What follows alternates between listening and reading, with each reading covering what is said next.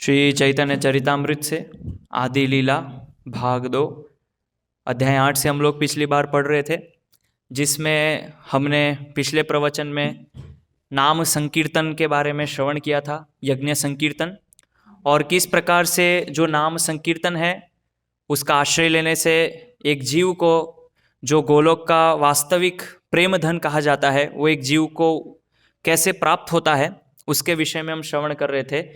और हमने ये सुना कि किस प्रकार श्री चैतन्य महाप्रभु कृष्ण प्रेम से पूरी तरह से आप्लावित हैं, और जब श्री चैतन्य महाप्रभु गौर रूप में यहाँ पे आए इस कलयुग में, तो उन्होंने इस पूरे जगत के अंदर कृष्ण प्रेम की बाढ़ वो लेके आए, और कैसे वो बाढ़ जो है हम तक पहुँची है, कितनी वो सुदुर्लभा है, और विशेष करके नाम संकीर्तन।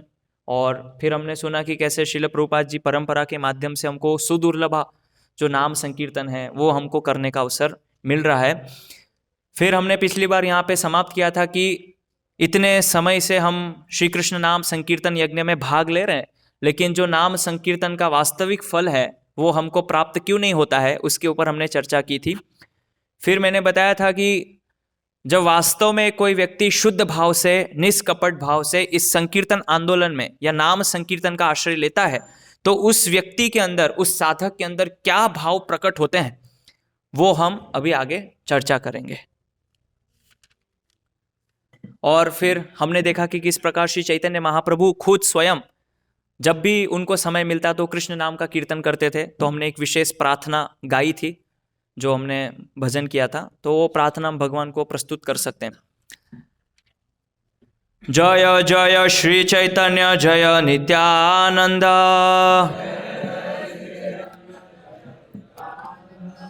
जय अद्वैत चंद्र जय गौर भक्त वृंदा, जय जय श्री चैतन्य जय नित्यानंद, जय अद्वैत चंद्र जय गौर भक्त वृंदा, जय जय श्री चैतन्य जय नित्यानंद, जय अद्वैत चंद्र जय गौर भक्त वृंदा।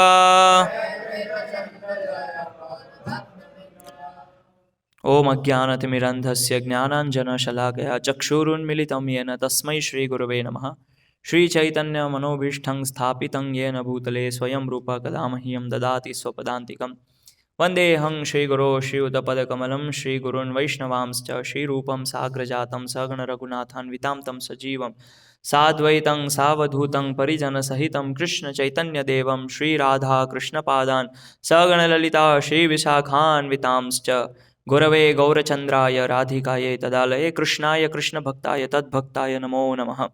नमो विष्णुपादाय कृष्णपृष्ठाय भूतले श्रीमते भक्तिविकास स्वामिनिति नामिने, नमो विष्णुपादाय कृष्णपृष्ठाय भूतले श्रीमते भक्तिवेदांत स्वामिनिति नामिने।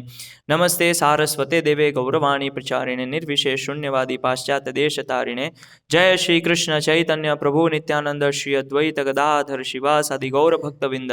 हरे कृष्णा कृष्णा कृष्णा हरे हरे, हरे राम राम राम हरे हरे। वंदे गुरोनीश भक्तानमीश मतारकाम तत्प्रकाशम से तत्शक्ति कृष्ण चैतन्य संजकम। वंदे श्री कृष्ण चैतन्य नित्यानंदौ सहोदितौ गुणदे पुष्पवंतौ चित्रौ शंदौ तमोदौ। तो हमने श्लोक क्रमांक 16 से आरंभ, प्यार जो है 16 से आरंभ किया था, 26 पे समाप्त किया था। अभी आगे 27 प्यार से हम श्रवण करेंगे। क्या वास्तव में भाव प्रकट होते हैं जब वास्तव में कोई व्यक्ति शुद्ध कृष्ण नाम लेता है। प्रेमेर उदय होय प्रेमेर विकार, स्वेद कंप पुलकादि गदगदाश्रुधार।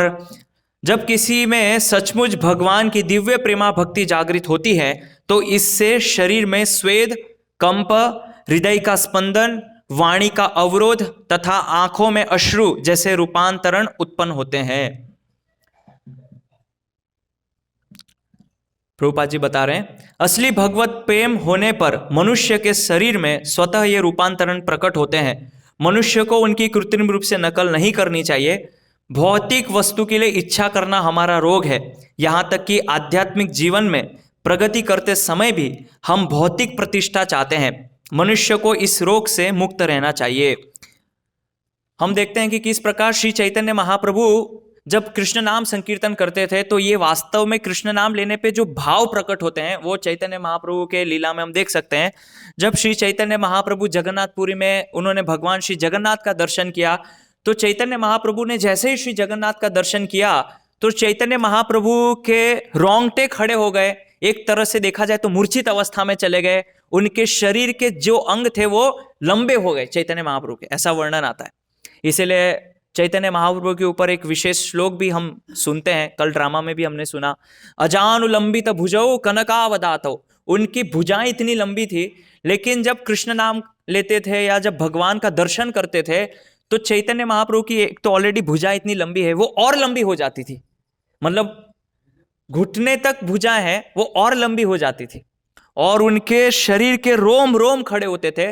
तो ये साक्षात्कार होता है जब कोई साधक कृष्ण और भगवान कृष्ण और उनके नाम को जब एक समझ लेता है तो उसको ये साक्षात्कार होता है। और वो जब कृष्ण नाम लेता है तो उसके शरीर में रोमांच होता है।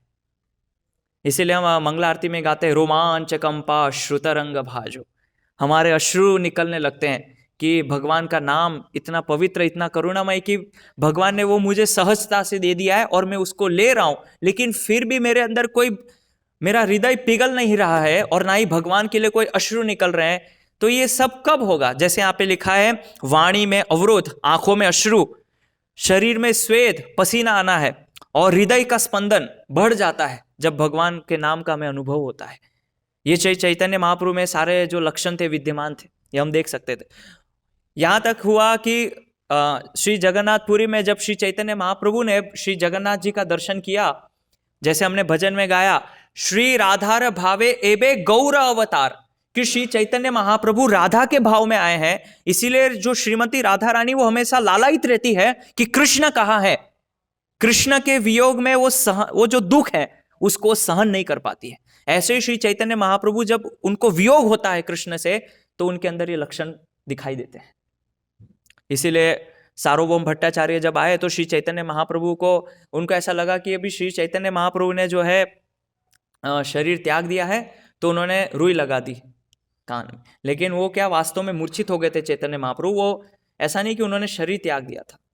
तो कभी कभी हम भौतिक जगत में भी देखते हैं, मैंने कई मंदिरों में भी ऐसा देखा इस्कॉन में, कि कुछ नए नए लोग होते हैं, जब भगवान के सामने आते हैं तो एकदम से उनके शरीर में कुछ विकार उत्पन्न होते हैं। कभी हंसने लग जाएंगे या कभी ताली बजाएंगे, थोड़े ऐसी अजीब अजीब हरकत करते हैं। लेकिन प्रभुपाद जी यहाँ पे बता रहे हैं कि ये जो रूपांतरण है ये वास्तव में हमें कृत्रिम रूप से नहीं करना चाहिए। ये तो वास्तव में जब भगवत प्रेम, और भगवत प्रेम से पहले भाव की अवस्था में जब अब आते हैं तो भाव अवस्था के 9 लक्षण बताए हैं, वो हमारे अंदर दिखाई देने लगेंगे। जैसे अव्यर्थ कालत्वम, समुत्कंठा, उत्कंठा होगी। ये सारे भाव के 9 स्तर बताए अलग अलग।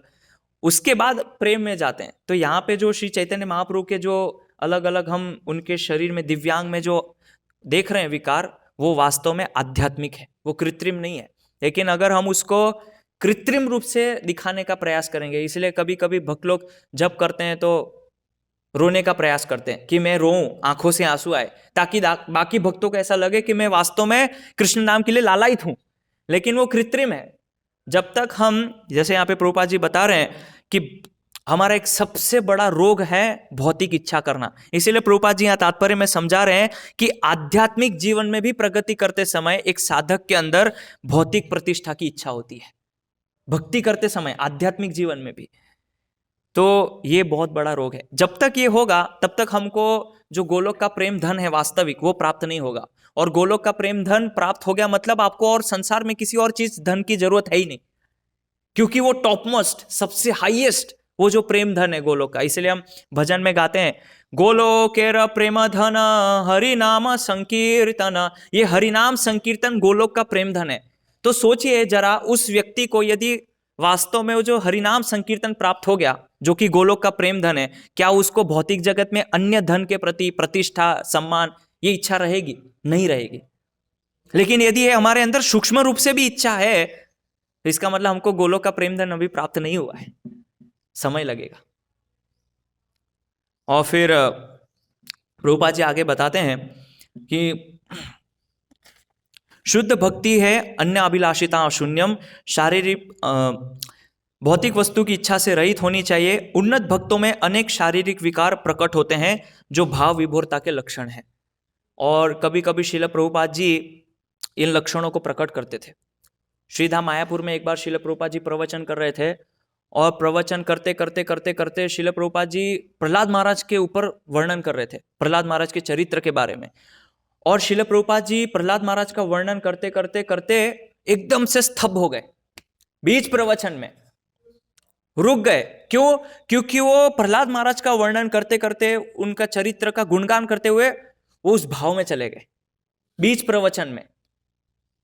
ये जो उन्नत स्तर पे होते हैं आध्यात्मिक में, उनको ये दिखाई देते हैं। लोकनाथ महाराज प्रभुपाद जी के शिष्य, वो बता रहे थे मायापुर में हर बार फेस्टिवल होता था तो बहुत सारे अलग अलग जगह से अलग अलग लोग आते थे कीर्तन करने के लिए। तो जय पताका स्वामी महाराज वो उस प्रोग्राम, उस कार्यक्रम का आयोजन करते थे बहुत ही बड़े स्तर पे, और इस्कॉन से अलग अलग भक्त वहाँ पे जाके कीर्तन करते थे। और बांग्लादेश से और अलग अलग बंगाल के अलग अलग प्रांतों से कई टुकड़ियाँ आती थी जो भजन करती थी, कीर्तन करती थी। और उसमें इतने प्रोफेशनल, इतने दक्ष मृदंग वादक, करताल बजाने वाले, सिंगिंग करने वाले, बहुत ही मधुर स्वर में कीर्तन होता था। तो एक बार लोकनाथ महाराज बता रहे थे कि एक बार क्या हुआ, इतना भयंकर कीर्तन हुआ, इतना भयंकर कीर्तन हुआ कि वो कीर्तन करते करते रोने लग गए, बहुत जोर जोर से चिल्लाने लग गए और जमीन पे लौटने लग गए। तो जय पताका महाराज और लोकनाथ महाराज ऐसी चर्चा कर रहे कि ऐसा कीर्तन तो हम कैसे कर पाएंगे। तो फिर उन्होंने कीर्तन किया, बहुत बहुत देर तक कीर्तन किया, क्योंकि उस समय प्रभुपाद जी के टाइम में जो भक्त लोगों ने मृदंग सीखा था बहुत नया नया उनको आता था, उतनी दक्षता से वो नहीं बजा पाते थे, और करताल भी नया नया सीखा था। तो कीर्तन किया, लेकिन बाद में जब उनकी बारी आई, वो जो अलग अलग जगहों से आए थे, उन्होंने जब कीर्तन किया तो और भाव में चले गए। फिर लोकनाथ महाराज ने बोला, ये देखो इनके आंखों में आंसू आ रहा है, लेकिन देखिए वो साइड में मिर्ची रखी हुई है, वो मिर्ची डाल देते हैं, उनके आंखों से आंसू आ रहा है। तो उन्होंने प्रभुपाद जी को बताया कि प्रभुपाद जी वो लोग ऐसा करते हैं। तो प्रभुपाद जी बोलते हैं इसको बोलते चीली भाव कीर्तन।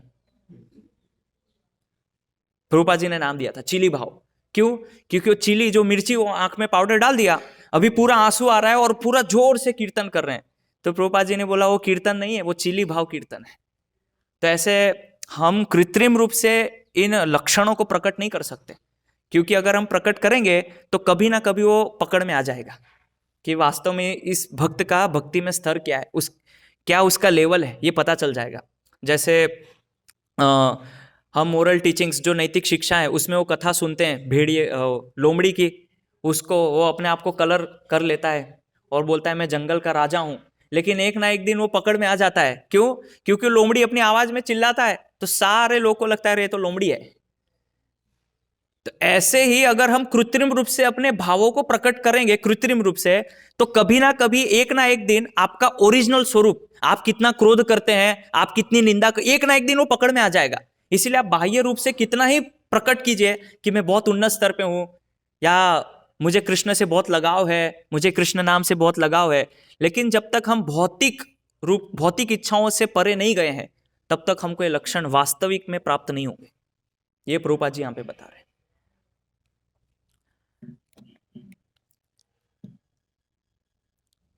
अनायासे भवक्षय कृष्णेर सेवान, ए कृष्ण नामेर फले पाये तो धन। अनायासे भवक्षय, हरे कृष्ण महामंत्र का कीर्तन करने के फलस्वरूप मनुष्य के आध्यात्मिक जीवन में इतनी अधिक उन्नति होती है कि उसके भौतिक जीवन का अंत तथा भगवत की प्राप्ति एक साथ होते हैं। क्या बताया? कृष्ण रस सेवन। जब कोई व्यक्ति कृष्ण का सेवन करता है, अभी हम सेवन करते हैं ना, दाल रोटी चटनी पकोड़ा खीर, ये सेवन करते हैं, लेकिन अभी हम जो कृष्ण नाम ले रहे हैं वो वास्तव में हम सेवन नहीं कर रहे हैं। यहां पे क्या बता रहे हैं? अनायासे भव क्षय, हमारा जो भव रोग है वो क्षय होगा। क्या करने से? कृष्णेर सेवन। जब हम कृष्ण का वास्तव में सेवन करेंगे तो क्या होगा, यहां पे प्रभुपाद जी बता रहे हैं, उस महामंत्र के कीर्तन के फलस्वरूप उसका भौतिक जीवन का अंत हो जाएगा। मतलब क्या वो मर जाएगा? नहीं, यहां पे जो बात की गई है वो वास्तव में हमारे जो भौतिक जो कलमश हैं, जो भौतिक दुर्गुण हैं, वो नष्ट हो जाते हैं। हरे कृष्ण वास्तव में जो कीर्तन करता है, जैसे हम कभी कभी जो है निंदा, ईर्ष्या, द्वेष सब में जो फंसे रहते हैं, ये पूरा खत्म हो जाएगा। इसीलिए यहाँ पे बताया कि कृष्ण का सेवन करना है। ऐसे जब किसी व्यक्ति को भूख लगती है और भूख लगने पे वो बहुत भूखा है, और जब उसको भूख लगती है और आप उस व्यक्ति के सामने आप बोलो कि प्रभु जी और माता जी आपके लिए मैं ये रसमलाई लाई हूं, इसको खाइए, कितने कितने मधुरता से उसका आस्वादन करेगा। ऐसे ही जब हमको वास्तव में कृष्ण नाम की भूख लगेगी, हम भूखे हैं, मैंने बहुत समय से कृष्ण नाम का सेवन नहीं किया है, इस तरह की जब तड़प, इस तरह की जब लोलुपता हमारे अंदर आएगी, और उस अवस्था में जब हम कृष्ण नाम का सेवन करेंगे, तब वास्तव में इसका फल मिलेगा। लेकिन अभी हम क्या है, अनमने मन से, आलस्य से, बेध्यान होके हम वास्तव में कृष्ण नाम का सेवन नहीं कर रहे हैं। तो जो भक्त कृष्ण नाम का सेवन करता है प्रतिदिन 2 घंटा ध्यान पूर्वक, प्रार्थना पूर्वक, उसका क्या होगा, अनायासे भव क्षय, उसका भव क्षय हो जाएगा, भव रोग। ये महामंत्र का फल बताया। और रूपा जी आगे बताते हैं, उसको क्या होगा, भगवत प्रेम की प्राप्ति हो जाएगी। यानी कि जब भौतिक जीवन समाप्त हो जाएगा, भौतिक जीवन का अंत आएगा, तो क्या होगा, तब कृष्ण आपको वो जो प्रेम धन है गोलोक का, जिसके लिए गौरांग महाप्रभु यहाँ पे आए थे, वो विशेष करके आए थे कृष्ण प्रेम देने के लिए, वो हमको मिल जाएगा। क्योंकि हम चैतन्य महाप्रभु के आंदोलन में, तो जो भी साधक श्री चैतन्य महाप्रभु के इस आंदोलन में भाग ले रहा है, कोई भी भक्त जो इस गौड़ीय परंपरा में हरे कृष्ण मूवमेंट, ये जो आंदोलन है, जो कि चैतन्य महाप्रभु का आंदोलन है, वो कृष्ण प्रेम से वंचित नहीं रह सकता है, अनलेस, जब तक कि वो अपराध नहीं कर रहा है या उसके अंदर किसी भी प्रकार का दुर्गुण नहीं है। लेकिन यदि वो उसका भाव शुद्ध है, वो शुद्ध चेतना में कार्य कर रहा है, वो निष्कपट भाव है, निस्वार्थ भाव उसके अंदर है, तो हर एक भक्त को श्री चैतन्य महाप्रभु, गौरांग महाप्रभु की जो कृष्ण प्रेम की प्राप्ति है, हर एक को मिलेगी, कोई वंचित नहीं रहेगा इससे।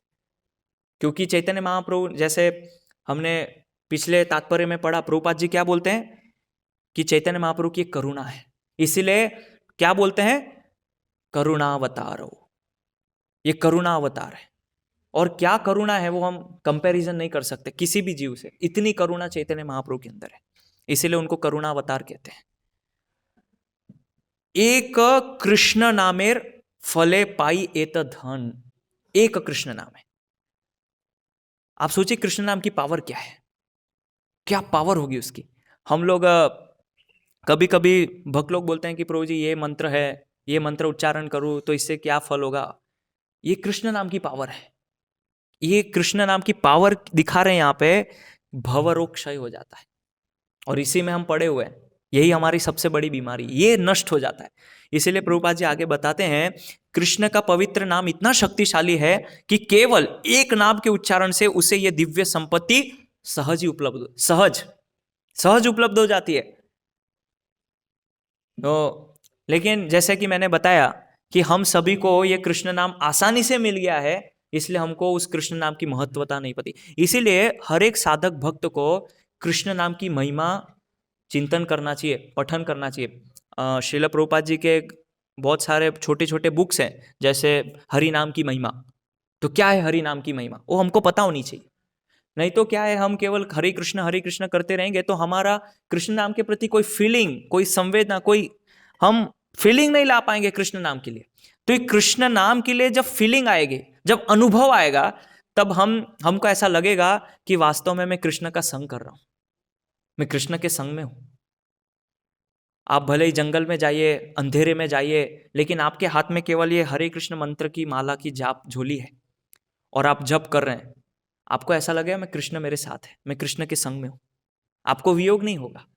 लेकिन जब हम भौतिक स्तर पे कृष्ण नाम लेते हैं, तो भौतिक स्तर पे उसका जो वास्तविक आध्यात्मिक फल है वो प्राप्त नहीं होता है। इसीलिए कृष्ण नाम को अनुभव करने के लिए कभी कभी ऐसी महिमा हमको पढ़नी चाहिए, हरे कृष्ण महामंत्र के बारे में श्रवण करना चाहिए कि क्या कृष्ण नाम की पावर है। क्योंकि ऐसे भगवान के अलग अलग अलग अलग अलग अवतार हैं, ऐसे ही ये भगवान का नाम अवतार है। इसीलिए बोला है कली काले नाम रूपे कृष्ण अवतार। कृष्ण अभी अवतार लिए हैं। देखिए कलयुग में 2 अवतार हुआ है, गौरांग महाप्रभु साक्षात स्वयं भगवान कृष्ण और हरे कृष्ण महामंत्र, एक साथ 2 भगवान एक नाम के रूप में आ गए और एक साक्षात गौरवर्ण श्री चैतन्य महाप्रभु के रूप में आ गए। तो 2 भगवान एक साथ कलयुग में आए। हरे कृष्ण महामंत्र वो साक्षात भगवान स्वयं कृष्ण है, और गौर कृष्ण चैतन्य वो साक्षात राधा रानी और कृष्ण का संयुक्त युगल अवतार है। तो 2 लोग, इसीलिए कली काल में कलियुगे नाम रूपे कृष्ण अवतार, उन्होंने अवतार लिया है नाम के रूप में। तो इसीलिए भगवत गीता में बोला है भगवान ने सर्वधर्मान परित्यज्य माम एकम शरणम व्रज, कि सब कुछ छोड़ के मेरी शरण में आओ। अभी वास्तव में वो जो श्लोक है, अभी भगवान तो यहाँ व्यक्तिगत रूप में हमसे बात नहीं करते हैं, हमसे कुछ चर्चा नहीं करते हैं। क्यों? क्योंकि हम अभी उतने उन्नत स्तर पे नहीं है। तो भगवान जो कह रहे माम एकम शरणम व्रज, कलयुग में उसका प्रैक्टिकल अर्थ है कि हम नाम की शरण ले। भगवान कह रहे कि नाम का आश्रय ले लो। कलयुग में जो व्यक्ति हरे कृष्ण महामंत्र नाम का आश्रय लेगा, सर्वधर्मान परित्यज्य, सब कुछ त्याग के, माम एकम मतलब नाम का आश्रय, तो भगवान सब चीज से मुक्त कर देंगे उसको। क्योंकि प्रैक्टिकल कलयुग में यही है। इसी के लिए चैतन्य महाप्रभु गौरांग महाप्रभु आए थे। इसीलिए हमको नाम संकीर्तन का आश्रय लेना है, जो लिटरल यदि प्रैक्टिकल उसका अर्थ देखें उस श्लोक का। है न कृष्ण नाम जदि लय बहु बार, तबु जदि प्रेम नहे अश्रुधार, तबे जानी अपराध ताहाते प्रचुर, कृष्ण नाम बीज ताहे ना करे अंकुर। यदि भगवान के पवित्र नाम का बारंबार जप करते रहने पर भी मनुष्य में भगवान के प्रति प्रेम विकसित नहीं होता और उसकी आंखों में अश्रु प्रकट नहीं होते, तो इससे यह स्पष्ट हो जाता है कि जप में उसके अपराधों के फलस्वरूप कृष्ण नाम का बीज अंकुरित नहीं हो रहा है। कविराज गोस्वामी देखिए कितना अद्भुत वर्णन कर रहे हैं। क्या बोल रहे हैं? है न कृष्ण नाम जदि लहे बार बार, कि वो बार बार कृष्ण नाम ले रहा है, बहुत बार कृष्ण नाम ले रहा है, तबु जदि प्रेम न है, फिर भी उसको प्रेम नहीं मिल रहा है, न है अश्रुधार, ना ही उसकी आंखों से अश्रु बह रहे हैं, तो फिर क्या कारण है? तबे जानी, तो ऐसा जान लो, अपराध ताहाते प्रचुर, उसमें अपराध भरपूर मात्रा में, प्रचुर मात्रा में, कृष्ण नाम बीज ताहे ना अंकुर, इसलिए वो उसमें कृष्ण नाम का जो बीज है वो प्रस्फुटित नहीं हो रहा है, अंकुरित नहीं हो रहा है। और श्रील प्रभुपाद जी इसके तात्पर्य में बहुत बहुत सुंदर वर्णन करते हैं। उसमें बता रहे हैं कि किस प्रकार से यदि कोई अपराध सहित हरे कृष्ण मंत्र का कीर्तन करता है तो उसे वांछित फल नहीं मिलता है। ये प्रभुपाद जी 1-2 लाइन में तात्पर्य लिखा है, लेकिन बहुत इंपॉर्टेंट लिखा है। फिर अभी देखिए गौरांग महाप्रभु और नित्यानंद प्रभु, तो जैसे कि मैंने पिछले प्रवचन में बताया कि गौरांग महाप्रभु से भी ज्यादा, सबसे ज्यादा करुणावतार है नित्यानंद प्रभु। इसीलिए हम क्या है, हमको बाईपास करना अच्छा लगता है। जैसे हम व्यावहारिक भौतिक जीवन में भी देखें तो टोल टैक्स आता है तो बचा के उसको बाईपास करके कैसे टोल टैक्स बचाए, तो ऐसे ही एक बद्ध जीव की क्या प्रॉब्लम है, वो सीधा कृष्ण के पास जाना चाहता है, सीधा श्रीमती राधा रानी। लेकिन हमको गौड़ीय वैष्णव परंपरा में जो भक्त है उसको सबसे पहले प्रभुपाद की शरण लेनी चाहिए। हम क्या सीधा कृष्ण के पास जाएंगे तो कृष्ण बोलेंगे नहीं नहीं राधा रानी के पास जाओ, वो आपको सेवा देंगी, वो जैसा बताएंगे वैसा करो। फिर श्रीमती राधा रानी बोलेंगी नहीं नहीं नहीं सखियों के पास जाओ, ललिता विशाखा है उनसे प्रार्थना करो, वो कुछ सेवा देगी आपको। फिर ललिता विशाखा एंगेज करते हैं, नहीं नहीं ये मंजरी को बोलो, मंजरी को हेल्प करो, ये जो मंजरियां हैं ये आपको सेवा में लगाएगी। फिर मंजरियां बोलती है और नीचे आओ, परंपरा है। फिर गुरु परंपरा में और जाएंगे तो फिर गोस्वामीगण बोलेंगे देखो भक्ति विनोद ठाकुर है उनके पास जाओ, वो आपको कुछ सेवा में लगाएंगे। फिर भक्ति विनोद ठाकुर बोलते हैं भक्ति सिद्धांत महाराज है उनको कुछ हेल्प करो। फिर भक्ति सिद्धांत सरस्वती महाराज बोलेंगे प्रभुपाद जी है उनको हेल्प करो आप। ये परंपरा है, ये हमारी परंपरा। हम क्या करते हैं, सीधा बाइकट कर देते हैं। इसीलिए हमको प्रभुपाद जी के अनुगत्य में रह के, प्रभुपाद जी के शरणागत होके श्री चैतन्य महाप्रभु और नित्यानंद प्रभु का आराधना करना चाहिए। इसीलिए जो कोई व्यक्ति मान लीजिए यदि वो कृष्ण नाम में अपराध कर भी रहा है तो क्या उस कृष्ण नाम अपराध का कोई निवारण है क्या, कोई समाधान है क्या? बहुत बोले प्रभु जी हमसे भी अपराध होता है। स्वाभाविक है, अभी हम उस अवस्था में तो हम बहुत सारे अपराध करते हैं, स्थूल रूप में या सूक्ष्म रूप में अपराध तो करते ही हम कृष्ण नाम में। क्या उसका समाधान है? यहां पे समाधान है, सुनिए। चैतन्य नित्यानंदे नाही ये सब विचार, नाम लइते प्रेम देन बहे अश्रुधार। किंतु यदि कोई थोड़ी भी श्रद्धा के साथ भगवान चैतन्य तथा नित्यानंद के पवित्र नामों का कीर्तन करता है तो वह सारे अपराधों से तुरंत ही मुक्त हो जाता है। इस तरह वह जो ही हरे कृष्ण महामंत्र का कीर्तन करता है तो ही उसे भगवत प्रेम की भाव विभोरता का अनुभव होता है। तो यहां पे बताया कि यदि नित्यानंद प्रभु और चैतन्य महाप्रभु, गौरांग नित्यानंद, गौर निताय, उसमें दोनों में यदि हमारी अटूट श्रद्धा है, यहां तो प्रभुपाद जी बोले थोड़ी श्रद्धा, तो अगर पूरी श्रद्धा है अटूट, यहां प्रभुपाद जी वर्ड यूज कर रहे हैं थोड़ी, तो सोचिए कि जो कोई व्यक्ति इस प्रकार से आश्रय लेगा तो उसको तो कृष्ण प्रेम बहुत जल्दी मिल जाएगा। इसीलिए चैतन्य और नित्यानंद प्रभु का प्रभुपाद जी इसके तात्पर्य में बहुत ही वर्णन करते हैं कि राधा कृष्ण तक पहुंचने के लिए हमको सबसे पहले गौर नित्यानंद की शरण में जाना आवश्यक है। प्रभुपाद जी लिखते हैं तात्पर्य में। इसीलिए श्रील प्रभुपाद जी यहाँ तात्पर्य में जो है एक भजन उद्धृत कर रहे हैं, बहुत ही अद्भुत भजन है, और वास्तव में वो दिखा रहे हैं आचार्य की कैसे कि जब मैं गौरांग या नित्यानंद इन लोगों की शरण लूंगा तो कब मेरे अंदर ये भाव प्रकट हो गए, उसको प्रस्तुत करते हैं अपने काव्यात्मक भाषा में। तो उसको थोड़ा गाते हैं, फिर उसके बाद हम थोड़ा आगे जाएंगे। बहुत ही सुंदर भजन है करता। गौरांग बोलीते हबे पुलक शरीर, हरि हरि बोलीते नयने बबे नीरा। गौरांग बोलीते हबे पुलक शरीर, हरि हरि बोलीते यने बबे नीरा। আর কবে নিতাই চাঁদের করুণা হইবে, সংসার বাসনা মোরা কবে তুচ্ছ হবে। আর কবে নিতাই চাঁদের করুণা হইবে, संसार वासना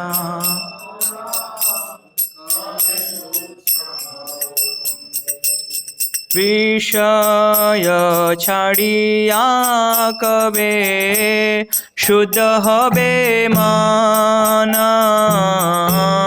कबे हामा हेराबो श्री वृंदावन।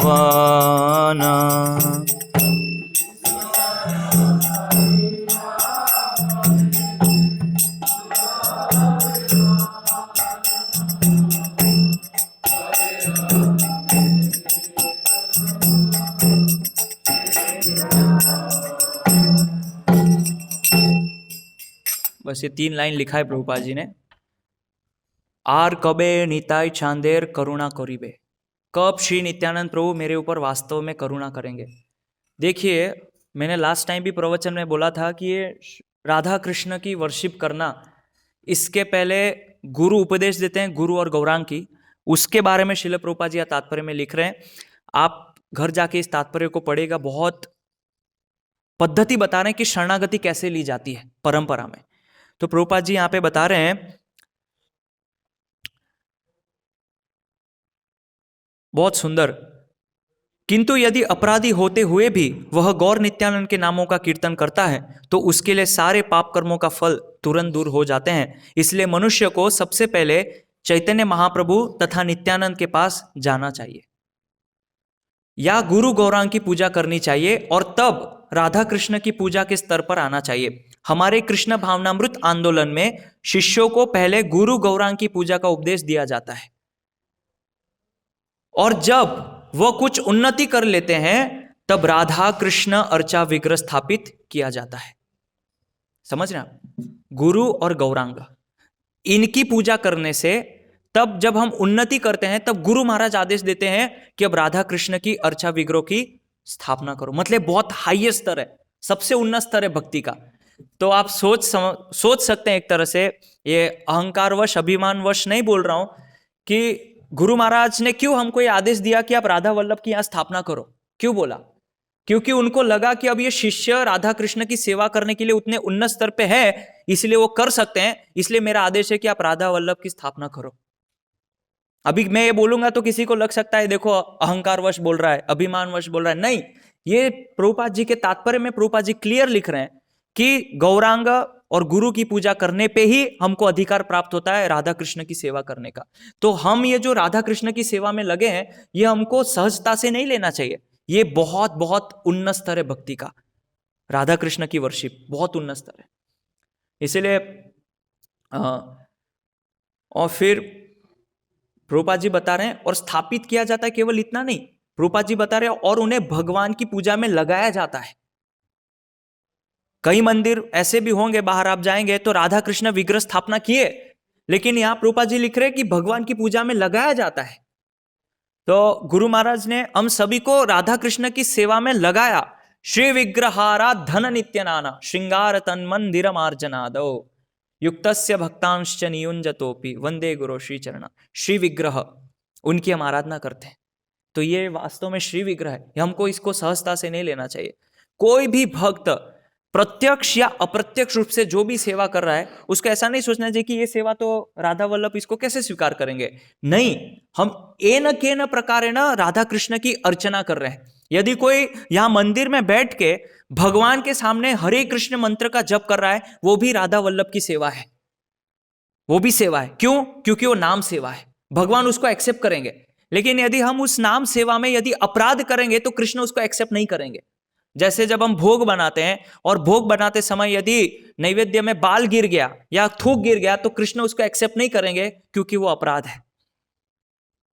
अभी कुछ दिन पहले एक भक्त रसोई कर रहे थे, तो रसोई करते करते इतना अच्छा उन्होंने सब्जी बनाया पूरे भाव से, प्रेम से, लेकिन लास्ट में पता चला बाल गिर गया। बहुत मेहनत से बनाया, प्रेम से बनाया, लेकिन वो कृष्ण को अभी नहीं दे सकते। क्यों? क्योंकि उसमें बाल गिर गया। ऐसे ही जब हम यहां मंदिर में बैठे हैं और मंदिर में भगवान के समक्ष कृष्ण नाम का उच्चारण कर रहे हैं, तो वो कृष्ण के लिए हम सेवा कर रहे हैं, ये कृष्ण की सेवा कर रहे हैं। ऐसा जरूरी नहीं कि मान लीजिए हमारे इस इस्कॉन भोपाल में 50 भक्त हैं या 60-70 भक्त हैं, तो सभी के सभी ड्रेसिंग करने जाएंगे, वो ऑल्टर छोटा पड़ जाएगा। अगर सबके सब किचन में घुस जाएंगे एक साथ कि नहीं मैं भोग बनाऊंगा भगवान के लिए, सब सोचेगी नहीं मैं आरती करूंगा, तो ये तो ऑल्टर छोटा पड़ जाएगा। तो आप समझ सकते हैं कि कैसे हम अलग अलग स्तर पे कृष्ण की सेवा कर रहे हैं। नाम जप करके हम कृष्ण की सेवा कर रहे हैं, प्रचार करके हम भगवान के पास लोगों को लेके आ रहे हैं। तो ऐसे सेवा के अलग अलग स्तर है। कोई जो है भगवान का श्रृंगार कर रहा है, कोई भगवान के लिए माला बना रहा है, कोई भगवान के लिए माला जप कर रहा है, ये भी सेवा है। लेकिन यदि इसमें अपराध होगा तो कृष्ण उसको एक्सेप्ट नहीं करेंगे, स्वीकार नहीं करेंगे। इसलिए बहुत ही शुद्ध स्तर पे हमारी सेवा, चाहे वो कोई भी सेवा हो, हर एक सेवा कृष्ण उसको एक्सेप्ट करते हैं यदि उसमें चेतना शुद्ध होती है तो। और प्रभुपाद जी यहाँ पे लिख रहे हैं, प्रभुपाद जी बहुत एक्चुअली ये भजन के तात्पर्य में प्रभुपाद जी इतना स्ट्रॉन्ग लाइन लिख रहे हैं, अगर ये हम पढ़ लेंगे तो हमारी इच्छा नहीं होगी वृंदावन में कदम रखने की, हम वृंदावन में नहीं जा पाएंगे। ऐसा प्रभुपाद जी यहाँ लिख रहे हैं। प्रभुपाद जी बोल रहे हैं श्री चैतन्य तथा नित्यानंद की कृपा हुए बिना वृंदावन जाने की आवश्यकता नहीं है। और फिर बोल रहे हैं भक्ति रसामृत सिंधु, विदग्ध माधव, ललित माधव और 6 गोस्वामी द्वारा लिखित अन्य पुस्तकों को पढ़कर इन गोस्वामियों की शरण ग्रहण करना। इस तरह से राधा कृष्ण के दिव्य प्रेम भाव को समझा जा सकता है। कबे हामा भुजाबो से युगल पीरिति, राधा कृष्ण का माधुर्य प्रेम सामान्य मानवीय व्यापार नहीं है, और यही माधुर्य भाव श्री चैतन्य महाप्रभु लेके आए थे। इसलिए राधार भाव, राधार भाव, राधा के भाव में प्रकट हुए थे। और फिर क्या बता रहे हैं, यह पूर्णतया दिव्य है, ट्रांसेंडेंटल, पूरा दिव्य है। तो ये दिव्य स्तर को समझने के लिए यदि हम भौतिक स्तर पे हैं तो उस दिव्यता का अनुभव कैसे कर पाएंगे? उस दिव्यता का साक्षात्कार करने के लिए, उस दिव्यता का अनुभव करने के लिए हमको उस स्तर पे जाना पड़ेगा, ऊपर उठना पड़ेगा, ताकि हम उस दिव्यता को अनुभव कर पाए। यानी कि जो कृष्ण नाम है वो दिव्य है, वो साधारण नहीं है, वो दिव्य कृष्ण नाम है। तो उसका अनुभव करने के लिए हमको अपने आप को उठाना पड़ेगा। वो कृष्ण नाम हमारे लिए नहीं आएगा कि नहीं अब आप उतने स्तर पे तो आप ऐसे ही करते हो। हमको उठाना पड़ेगा अपने आप को, अपराधों से बाहर निकालना, दुर्गुण से बाहर निकलना, अनर्थ से बाहर निकलना, तब वो कृष्ण का दिव्य नाम हमको अनुभव होने लगेगा ऐसे। क्योंकि प्रभुपाद जी लिख रहे हैं ये कोई सामान्य मानवीय व्यापार नहीं है। ये मानवीय व्यापार कि बस किसी को भी चलते फिरते कृष्ण नाम दे दिया, अच्छा तुमको चाहिए इधर आओ ये लो कृष्ण नाम, तुमको भी चाहिए कृष्ण प्रेम ये लो। बहुत लोग तो कीर्तन करते हैं, सब लोग कृष्ण कीर्तन करते हैं। आप जाएंगे तो रोज सुबह सुबह घरों में श्री कृष्ण गोविंद हरे मुरारे और क्या क्या कितने कितने भजन बजते हैं। क्यों? उनको कृष्ण प्रेम नहीं मिला और ना ही हमको मिला। क्यों? क्योंकि हम दिव्यता के स्तर पे नहीं है। जब कोई भक्त दिव्यता के स्तर पे जाता है, इन सारे अपराधों से बाहर निकल के, तब उसको वो अनुभव होता है। और सही में होगा। आप वास्तव में वृंदावन जब जाएंगे तो वृंदावन में जाके आप कृष्ण को अनुभव कर पाएंगे, स्मरण कर पाएंगे। अभी हम जाते तो हमको अनुभव नहीं होता है ना कृष्ण का। क्यों नहीं होता है? क्योंकि हम उस दिव्यता के स्तर पे नहीं है। इसीलिए ऐसे कितने कितने कितने भगवान के महान शुद्ध भक्त है, कभी उन्होंने वृंदावन में कदम नहीं रखा। तो प्रभुपाद जी बोलते हैं कि मैं लंदन में नहीं, मैं वृंदावन में रह रहा हूं। कैसे कैसे प्रभुपाद जी वृंदावन में रह रहे हैं? कॉन्शियसनेस, चेतना। प्रभुपाद जी की चेतना इतनी क्लियर थी, उनका विजन इतना क्लियर था। उनको पता है कि मैं जहां पे कृष्ण नाम का प्रचार कर रहा हूं, मेरे गुरु का आदेश का पालन कर रहा हूं, तो मैं वृंदावन में हूं। प्रभुपाद जी कभी ऐसा नहीं बोले कि अच्छा मैं वृंदावन छोड़ के आया, अभी लंदन में आया हूं। वो भले भौतिक रूप से लग रहा है कि बड़ी बड़ी गाड़ी में प्रभुपाद जी घूम रहे हैं, बड़े बड़े लोगों के साथ उनकी मीटिंग्स है, तो कैसे वो वृंदावन की, उनकी चेतना वृंदावन में। ऐसे हमारी चेतना को वृंदावन चेतना बनाना है, वृंदावन चेतना। और वृंदावन चेतना मतलब क्या है? वृंदावन चेतना मतलब कि जो मैया हैं, गोपियां हैं, वो रात को सोने से पहले सुबह की तैयारी करती है कि अभी कृष्ण गाय चराने जाएंगे तो उसके लिए सब व्यवस्था करनी है। सुबह क्या वो खाने के लिए क्या लेके जाएगा, तो उसकी सोचती है, चिंतन करती है। उसी प्रकार जो दूसरी गोपी सोचती है कि जब सुबह कृष्ण गाय चराने जाएंगे तो उसके हाथ में मैं खाने के लिए लड्डू दूंगी। और दूसरे जो ग्वाल बाल जो कृष्ण के साथ है, वो क्या सोचते हैं, मेरी मैया ने आज मुझको ये दिया है तो कृष्ण आप खाओ, मेरी मां ने आपके लिए दिया है। ये कृष्ण चेतना है, ये वृंदावन चेतना है। ऑलवेज 24 आवर्स इंटू 7 कृष्ण के बारे में। उनके लिए वो स्वाभाविक है। अभी हमको क्या है, ये हरे कृष्ण महामंत्र करते करते करते उस दिव्यता के स्तर पे जाना है, जहां पे हम भले भौतिक जगत में हैं। तो प्रभुपाद जी उदाहरण देते हैं कि जैसे एक शुद्ध भक्त होते हैं, जब वो वृंदावन चेतना में होते हैं, तो उदाहरण देते हैं कि जैसे नारियल होता है, वो जब सूख जाता है, भले ही वो अंदर है लेकिन वो शैल से अभी छूट गया है, भले ही वो अंदर है। उसी प्रकार भगवत गीता में पद्म पत्र मीमाम भसा, कि जो पद्म होता है वो भले ही दिखता है गंदे पानी में, लेकिन वो अस्पृश्य है, वो छुआ हुआ नहीं है। ऐसे हम भौतिक जगत में है, लेकिन वृंदावन चेतना से यदि हम कार्य करेंगे तो हमको भौतिक जगत भौतिक नहीं लगेगा। ये विचार का अंतर है।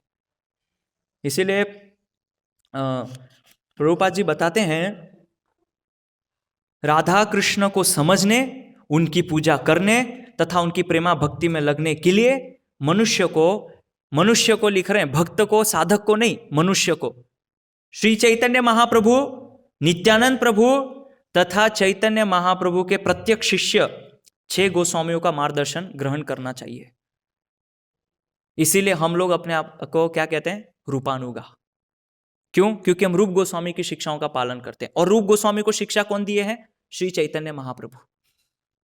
तो इस तरह से हम गोस्वामियों के द्वारा श्री चैतन्य महाप्रभु और नित्यानंद प्रभु की शरण ले रहे हैं। इसीलिए रूप शिक्षा, सनातन शिक्षा, ये सारी शिक्षा चैतन्य महाप्रभु से आई है। इसीलिए भजन में बोलते हैं रूपानुग जनेर जीवन, कि जो गौड़ीय वैष्णव भक्त है उनको रूपानुग कहते हैं। क्यों? क्योंकि वो रूपानुग की जो शिक्षा है उसका अपने जीवन में पालन करते हैं। और क्यों हम अपने आप को प्रभुपादानुगा कहते हैं? क्योंकि प्रभुपाद जी ने उस रूप शिक्षा को अपने जीवन में पालन किया है, आत्मसात किया है, और वही रूप गोस्वामी की शिक्षाओं को आगे प्रसारित कर रहे हैं। इसलिए हम प्रभुपादानुगा है, और प्रभुपाद जो है वो खुद रूपानुगा है।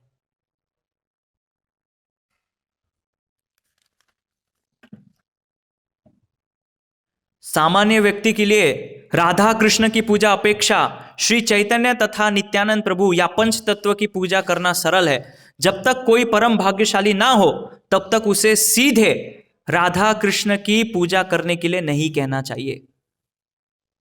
क्लियर प्रभुपाद जी बोल रहे हैं। अभी तो बहुत सारे लोग आए दिन घर में वृंदावन जाके उठा के ले आते हैं, ये मेरे राधा रमन लाल जी है, ये मेरे बाके बिहारी लाल जी है। क्लियर बोल रहे हैं प्रभुपाद जी। आप देखिए कितने सारे इस्कॉन में भक्त है, क्या ये अंडरस्टैंडिंग है? अगर ये अंडरस्टैंडिंग होती तो घर में राधा कृष्ण के विग्रह नहीं होते। हम तो बहुत सरलता से ले आते हैं ना, पैसा देके बाके बिहारी लाल, राधा रमन लाल, राधा गोविंद देव जी नाम रख देते हैं लाके। लेकिन प्रभुपाद जी क्या बोल रहे हैं? सीधे राधा कृष्ण की पूजा करने के लिए नहीं कहना चाहिए उनको। अगर वो कर भी रहे तो उनको ये बताना चाहिए कि पहले गौरांग नित्यानंद, फिर उसके बाद राधा कृष्ण आएंगे।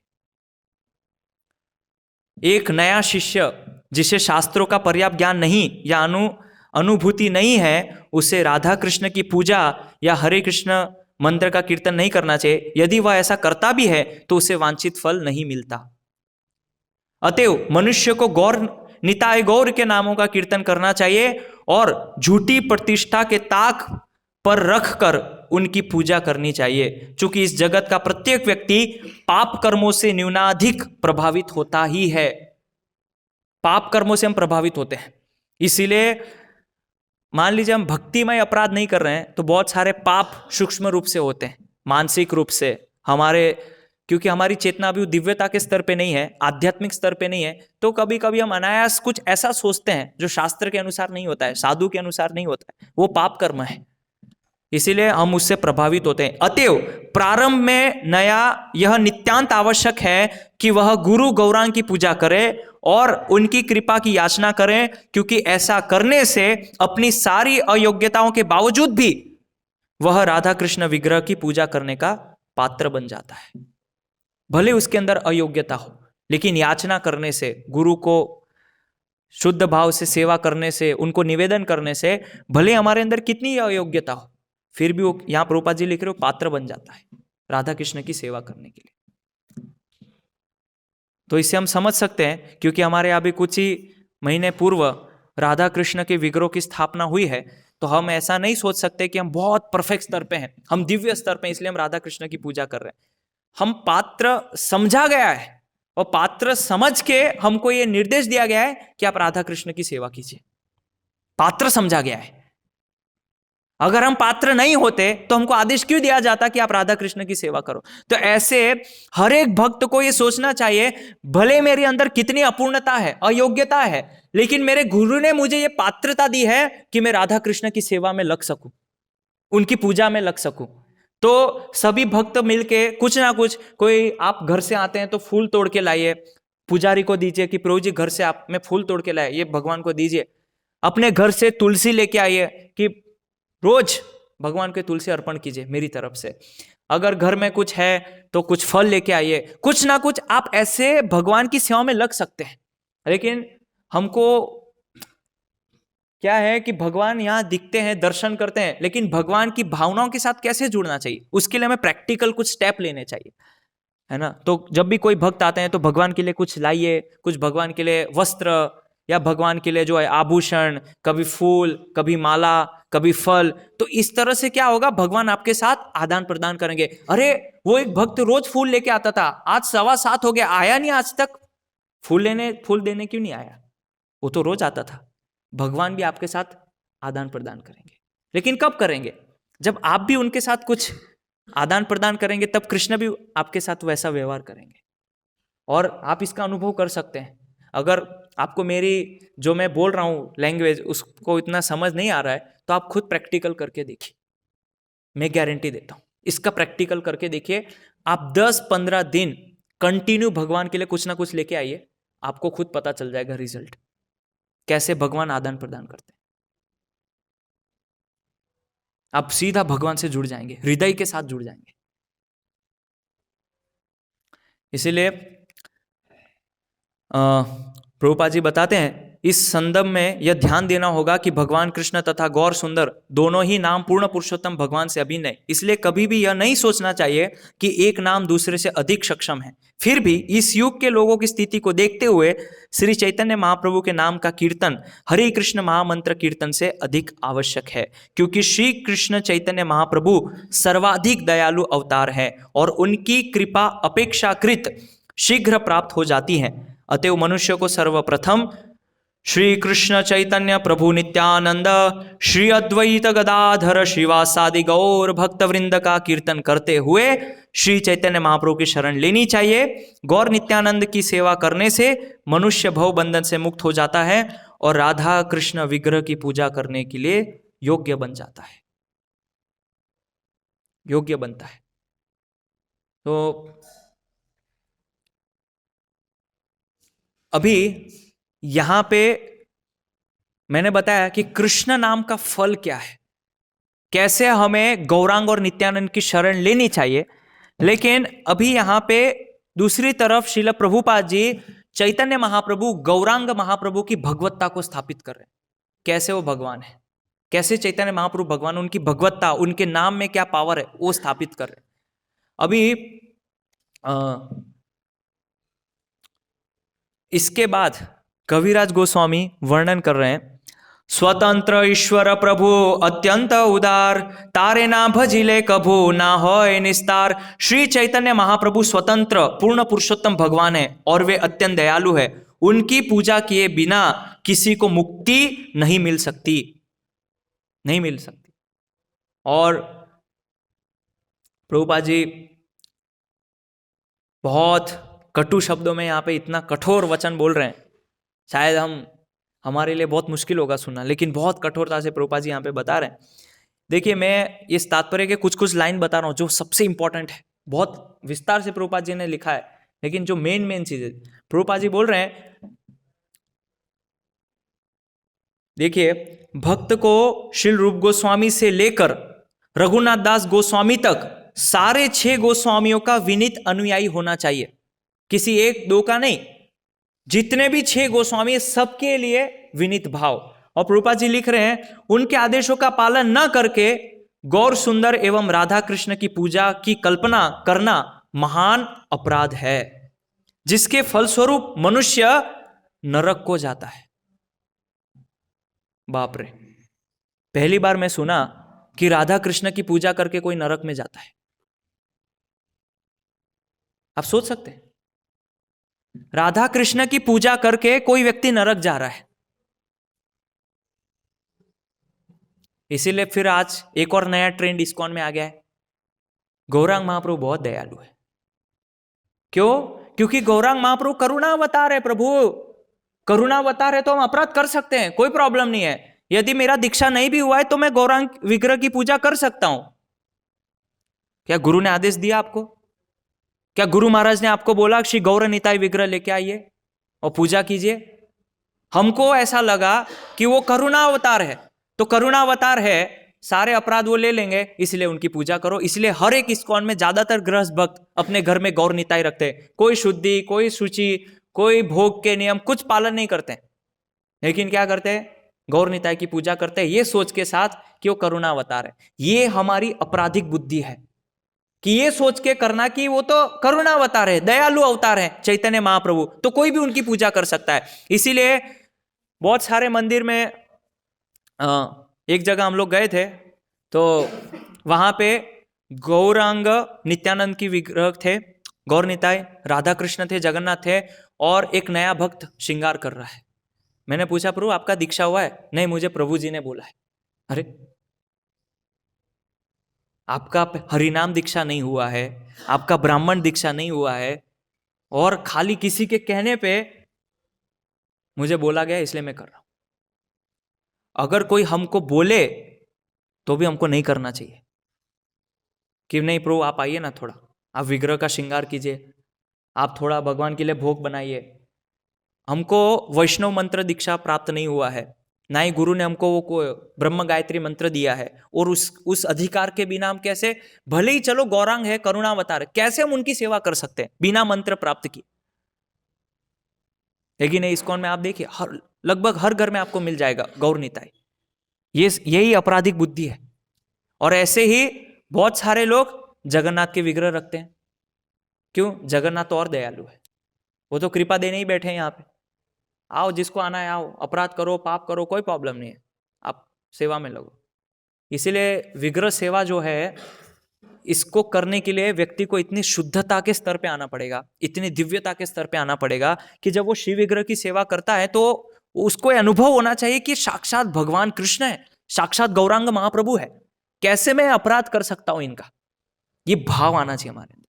अगर ये नहीं होगा तो हम अपराध करेंगे, बहुत ही प्रचुर मात्रा में अपराध करेंगे।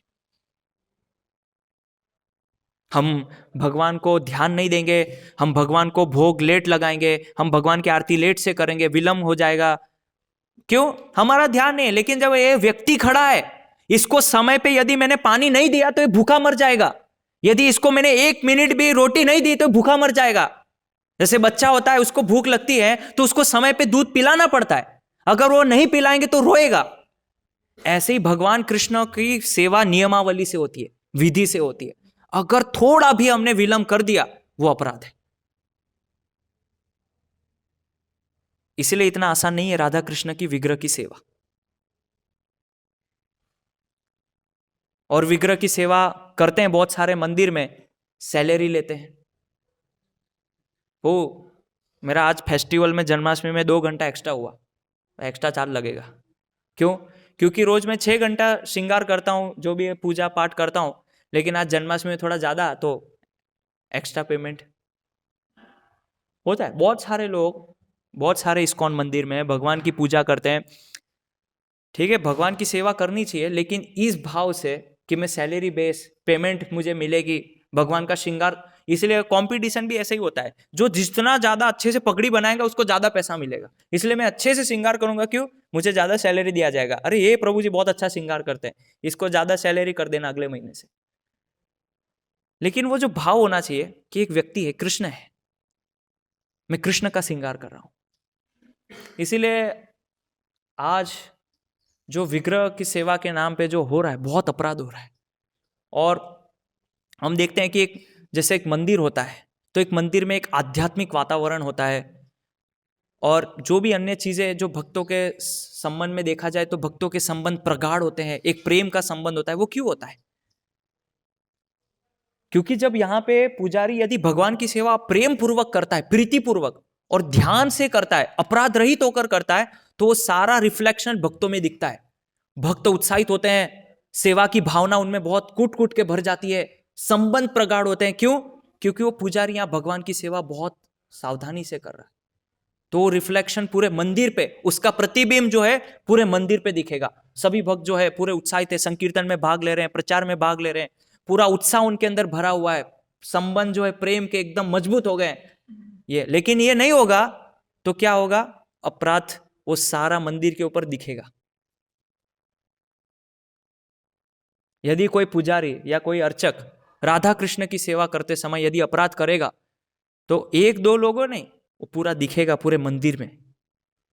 क्या जरूर इस भक्त ने आज भगवान को जो है भोग नहीं लगाया, टाइम पे अपराध किया, वो भगवान क्या हो जाएंगे?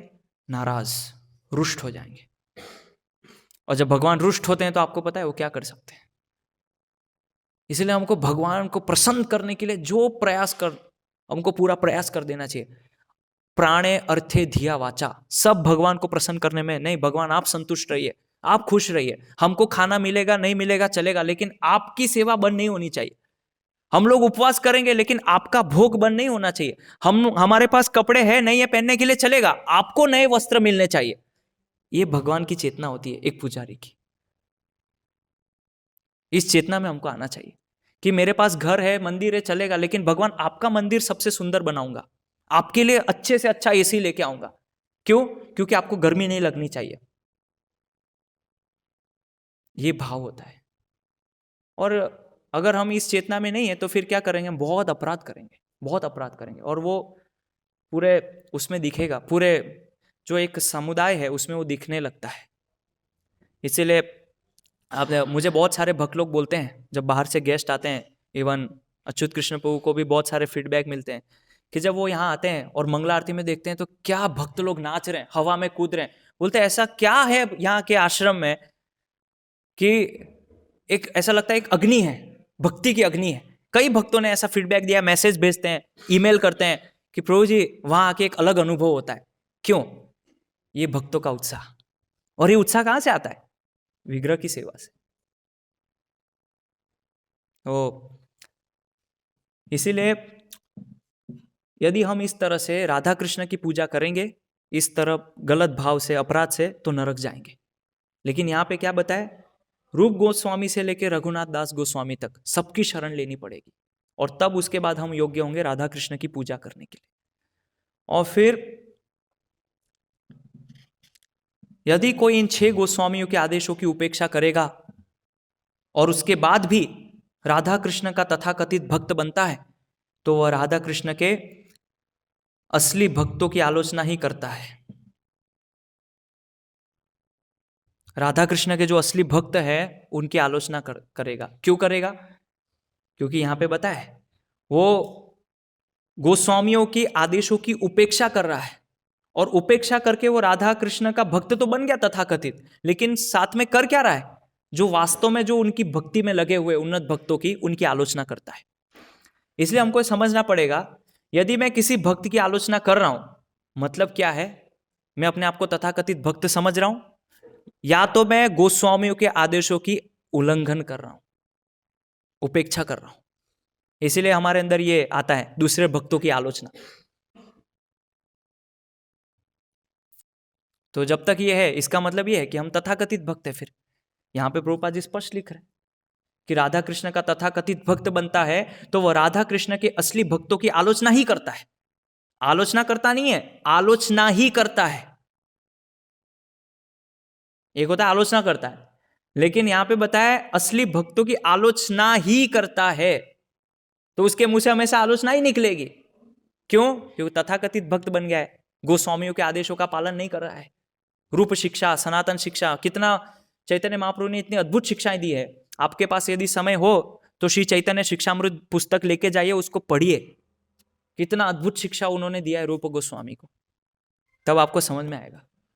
और फिर इस मनोकल्पना के फलस्वरूप वह गौर सुंदर को सामान्य भक्त मानता है, अतएव वह राधा कृष्ण की सेवा करने में प्रगति नहीं करता है। जैसे कि मैंने बताया कि भगवान चैतन्य महाप्रभु करुणावतार है, तो ये भी भक्त के रूप में आए थे, तो कभी भोग देंगे तो चलेगा, नहीं देंगे तो चलेगा, चलेगा। चैतन्य महाप्रभु तो संकीर्तन करने आए थे ना, उन्होंने थोड़ी बोला कि पत्रम पुष्पम फलम, तो वो तो कृष्ण ने बोला था। चैतन्य महाप्रभु बोला संकीर्तन करो, तो मैं प्रभु जी भोग लगाने का टाइम नहीं, बस कीर्तन कर लेता हूँ, थोड़ा करताल बजा के थोड़ा कीर्तन। अरे उनको भी भूख लगती है। बहुत सारे भक्त मुझे ऐसा तर्क दिए, गृहस्थ भक्त। मैं उनको पूछा आप ये गौर निताई क्यों रखे थे? प्रभु रख दिए, अच्छा लगता है हमको सेवा कर। सेवा कुछ नहीं, भोग नहीं लगाएंगे, बस खाली प्रभु जी कीर्तन करते हैं, वो अच्छा लगता है उनको। चैतन्य महाप्रभु कीर्तन से संतुष्ट हो जाते हैं। लेकिन प्रभुपाद जी यहाँ पे बार बार तात्पर्य में क्या बता रहे हैं? उनकी भगवत्ता स्थापित कर रहे हैं गौरांग महाप्रभु की, कैसे वो भगवान है, कैसे वो भगवान है।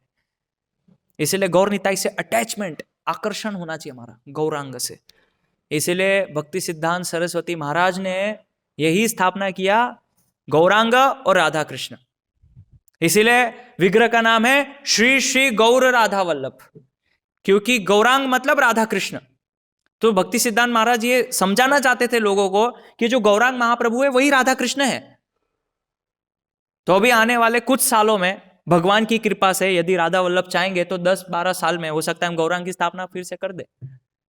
अभी थोड़ा मंदिर, भगवान का घर छोटा है, तो यहाँ पे तीनों आ नहीं पा रहे, तो आगे चल के हम बड़ा घर बनाएंगे उनके लिए। तो जब बड़ा घर बनाएंगे तो बहुत ही भव्यता से उनकी सेवा करेंगे, गौरांग की भी करेंगे और राधा कृष्ण की भी करेंगे। लेकिन अभी फिर भी हमारा भाव ये होना चाहिए गौरांग और उसके बाद राधा कृष्ण। यदि सीधा जाएंगे तो फिर प्रॉब्लम हो जाएगी। तो देखते हैं भक्तों की, भगवान की, गुरु महाराज की कब कृपा होगी, कब हम सक्षम हो जाएंगे उनके लिए एक बड़ा घर बनाएंगे ताकि तीनों एक साथ आ जाए। ऐसी हम भगवान से, मैं रोज प्रार्थना करता हूँ कि भगवान आपको अभी बहुत घर छोटा है, अभी श्रृंगार करने में दोनों को समस्या होता है, तो जल्द से जल्द हमको बुद्धि दीजिए, शक्ति दीजिए कि आपके लिए बड़ा सा घर बनाए आलीशान भव्य रूप से, और वहां पे आपकी बहुत भव्यता से सेवा हो। ऐसी प्रार्थना हमको करनी चाहिए। हमारे लिए क्या मांगना है? हम अपने लिए मांग क्या सकते हैं? तुच्छ वस्तु, भौतिक वस्तु। भगवान एक घर दे दीजिए, गाड़ी दे दीजिए। भगवान आपके लिए घर बनवाना है, ये घर छोटा पड़ रहा है, एक नया घर बनवाइए, ये प्रार्थना करना चाहिए। तो भगवान सभी भक्त ऐसी प्रार्थना करेंगे तो सारे भक्त एक साथ प्रार्थना करेंगे तो तुरंत इच्छा पूरी कर देंगे। अरे एक नहीं, दो नहीं, तीन नहीं, यहाँ तो 200 भक्त पीछे पड़े, भगवान आपका घर बनवाइए। तो क्यों भगवान ऐसी भक्तों की इच्छा पूरी नहीं? यदि हम निष्कपट भाव से प्रार्थना करेंगे तो कृष्ण उस इच्छा को पूरा करते हैं।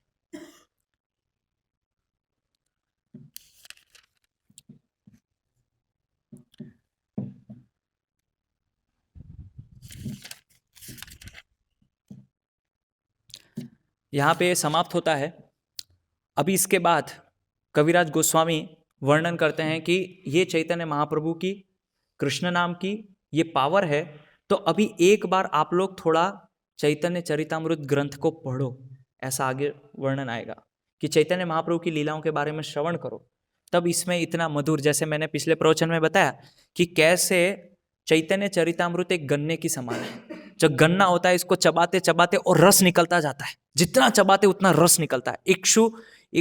इक्षुदंड समा, चैतन्य चरितामृत ऐसा वर्णन है, इक्षुदंड समा, ये गन्ने की तरह जितना चबाते चबाते उतना रस निकलता है उसमें। इसीलिए चैतन्य चरितामृत पढ़ लिया तो मतलब एकदम आपकी भक्ति का स्तर ऐसा बढ़ जाएगा, आपको इतनी सारी चीज सीखने को मिलेगी चैतन्य महाप्रभु के स्वयं के जीवन चरित्र से, नित्यानंद प्रभु के जीवन चरित्र से। हरिदास ठाकुर एक से एक बढ़कर महान महान भक्त हुए। हरिदास ठाकुर, नित्यानंद प्रभु, कैसे कैसे भक्त हुए हम सोच नहीं सकते। उनके जीवन से हमको सीखने को मिलेगा कि कैसे प्रार्थना होनी चाहिए, कैसा भाव होना चाहिए, सेवा कैसी होनी चाहिए। इसीलिए हमको गौर हरि, इसलिए हम बोलते हैं ना गौर हरि, इन नामों का कीर्तन करना चाहिए, इनका आश्रय लेना चाहिए। तो यहाँ पे हम समाप्त करेंगे और इसी के साथ हम एक भजन गाएंगे जहाँ पे हम गौर हरि की शरण लेंगे। कैसे हमें गौर अद्वैताचार्य, श्रीवास ठाकुर, श्रीवास पंडित और जो भी उनके पार्षद गण हैं, हमें उनकी शरण लेनी चाहिए और फिर हम उसके बाद समाप्त करेंगे। तो भजन का नाम है बोल हरि बोल। तो लास्ट भजन गाएंगे फिर समाप्त करें। सभी निकाल सकते हैं, बोल हरि बोल, बोल हरि बोल, ऐसे चालू होता है। भीम मृदंग।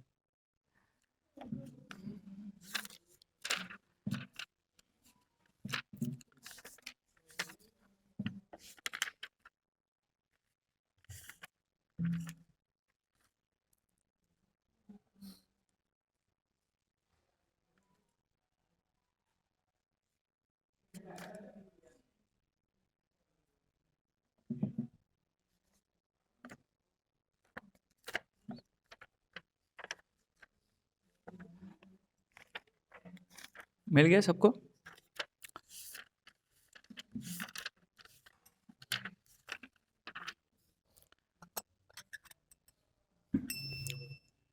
बोल हरि बोल, बोल हरि बोल, बोल हरि बोल।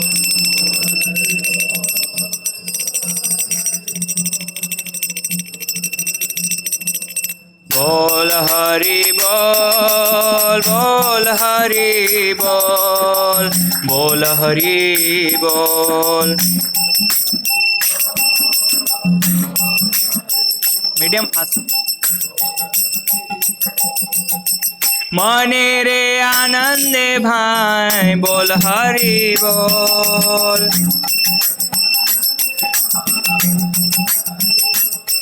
मने रे आनंदे भाई बोल हरि बोल।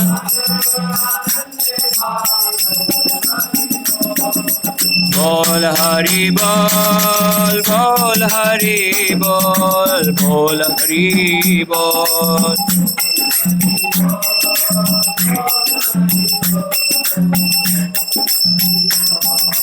जाना में सुखे बोल हरि बोल। जाना में सुखे बोल हरि बोल। बोल हरि बोल, बोल हरि बोल, बोल हरि बोल।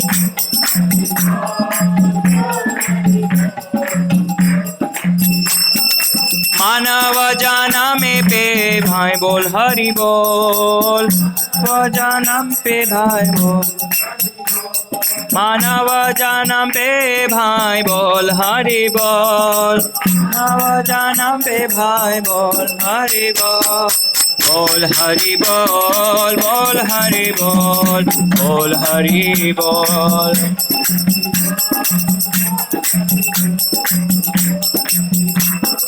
सुखे थाको दुखे थाको बोल हरि बोल। सुखे थाके दुखे थाके बोल हरि बोल। बोल हरि बोल, बोल हरि बोल, बोल हरि बोल।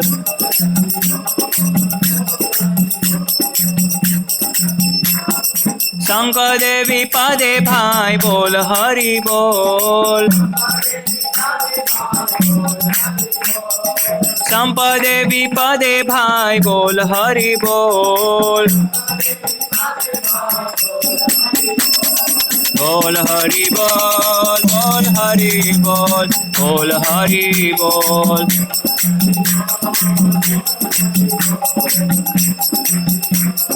गृह थाके वने थाके बोल हरि बोल।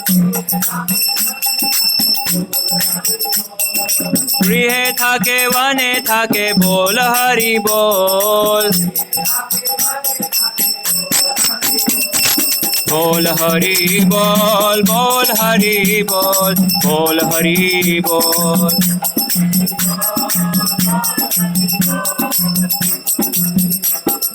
कृष्ण र संसार थाके बोल हरि बोल। कृष्ण र संसार थाकी बोल हरि बोल। बोल हरि बोल, बोल हरि बोल, बोल हरि बोल। हरि बोल बोले।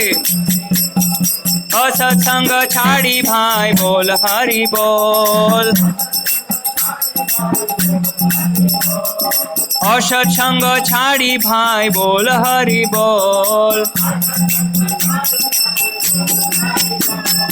बोल हरि बोल, बोल हरि बोल, बोल हरि बोल।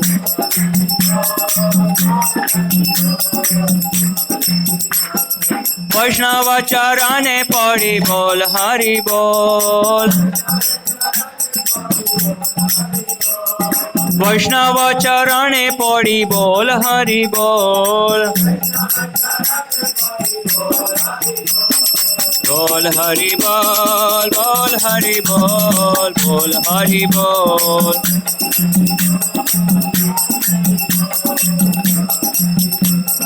गौर नित्यानंद बोल, गौर नित्यानंद बोल, गौर नित्यानंद बोल, गौर नित्यानंद।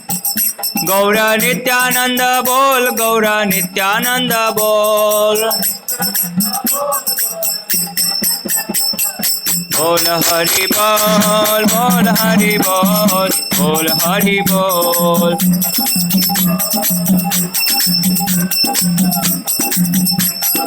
बोल हरि बोल, बोल हरि बोल, बोल हरि बोल।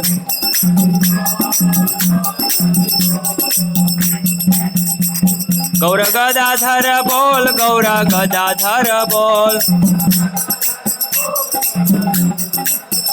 गौर गदाधर बोल, गौर गदाधर बोल।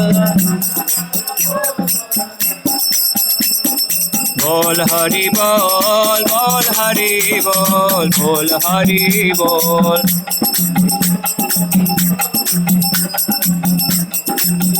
गौरा अद्वैत बोल, गौरा अद्वैत बोल। गौरा अद्वैत बोल, गौरा अद्वैत बोल। बोल हरि बोल, बोल हरि बोल, बोल हरि बोल।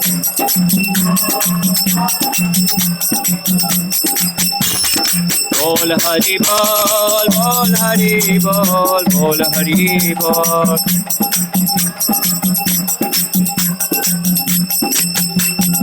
बोल हरि बोल, बोल हरि बोल, बोल हरि बोल।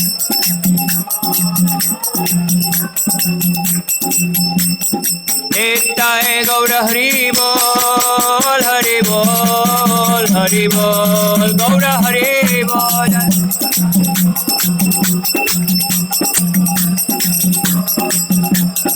नित्याय गौर हरि बोल, हरि बोल, हरि बोल, गौर हरि बोल।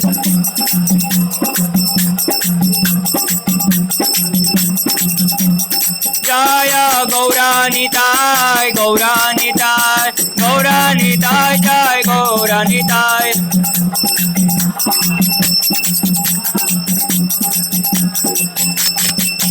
जय गौरानिताय, गौरानिताय, गौरानिताय, जय गौरानिताय।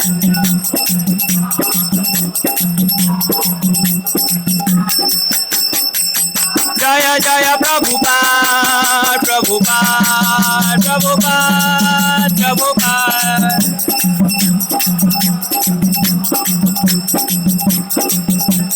जय प्रभुपाद, प्रभुपाद, प्रभुपाद, जय प्रभुपाद।